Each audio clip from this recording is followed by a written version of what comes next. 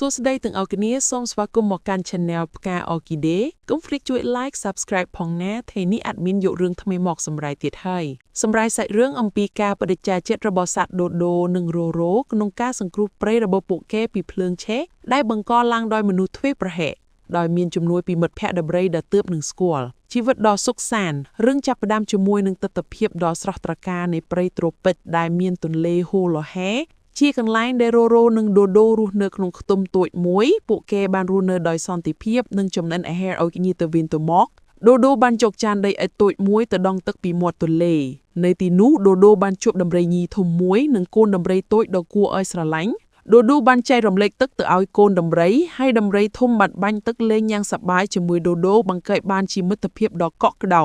កាយមកដល់របស់អ្នកបោះជំរំនៅពេលងងឹតមិត្តភ័ក្តិស្វាម្នាក់ដែលកំពុងអង្គុយលើដើមឈើក្បែរទន្លេបានឃើញរថយន្ត pick up មួយគ្រឿងមកចតនៅទីវាលក្បែរទឹកអ្នកបោះជំរំពីរនាក់បានបោះតង់និងបង្កាត់ភ្លើងកំសាន្តស្វាឃើញអ្នកបោះជំរំទាំងពីរផឹកស្រាបៀរនិងបោះកំប៉ុងចោលទៅក្នុងទន្លេក្រោយមកអ្នកបោះជំរំបានបើកឡានចាក់ចេញទៅដោយទុកចោលភ្លើងដែលកំពុងឆេះនិងសម្រាមពាសវាពាសក្តាល់មិនយូរប៉ុន្មានភ្លើងតូចនោះបានរាលដាលធំឡើងហើយចាប់ផ្ដើមឆេះស្មៅនឹងព្រៃជុំវិញស្វាឃើញគ្រោះថ្នាក់នេះក៏ភ័យស្លន់ស្លោហើយរត់ទៅខ្ទមរបស់រ៉ូរ៉ូនិងដូដូស្វាបានកោះទ្វារខ្ទមដាស់រ៉ូរ៉ូនិងដូដូហើយប្រាប់ពួកគេអំពីភ្លើងឆេះព្រៃពួកគេក៏ប្រញាប់រត់ចេញទៅកាន់កន្លែងកើតហេតុការតស៊ូដំបូងពួកគេបានរកឃើញមិត្តភក្តិកំព្រុកម្នាក់ទៀតហើយក៏ចាប់ផ្ដើមព្យាយាមពន្លត់ភ្លើងដោយប្រើប្រាស់របស់របរតូចៗដូចជារ៉ូរ៉ូប្រើធុងទឹកផ្លាស្ទិកពណ៌ខៀវដូដូប្រើចានដីអ៊ិតតូចមួយស្វានិងកំប្រុកក៏ប្រើប្រាស់ចានតូចៗដងទឹកពីទន្លេដែរ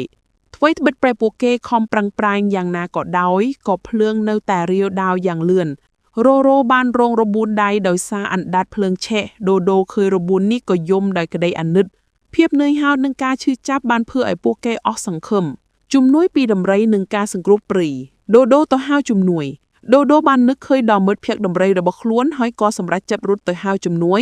កម្លាំងដំរីធំនិងកូនដំរីបានមកដល់កន្លែងកើតហេតុដែលកូនដំរីមានដូដូអង្គុយលើក្បាលពេលឃើញអណ្ដាតភ្លើងដ៏កាចសាហាវមិត្តភក្តិដំរីក៏មិនស្តាក់ស្ទើរឡើយការសង្គ្រោះដំរីធំបានបាញ់ទឹកយ៉ាងខ្លាំងចេញពី6របស់វាទៅពន្លត់ភ្លើងកូនដំរីតូចក៏បានព្យាយាមបាញ់ទឹកតាមម្ដាយរបស់វាដែរកម្លាំងទឹកពីដំរីទាំងពីរបានជួយពន្លត់ភ្លើងបានយ៉ាងឆាប់រហ័សនិងមានប្រសិទ្ធភាពភ្លើងត្រូវបានពន្លត់ទាំងស្រុងសត្វទាំង5ក៏បានឈរមើលដំរីទាំងពីរដែលបានដោតចោលទៅក្នុងព្រៃវិញដោយដឹងគុណចំពោះជំនួយដ៏ធំធេងរបស់ពួកគេ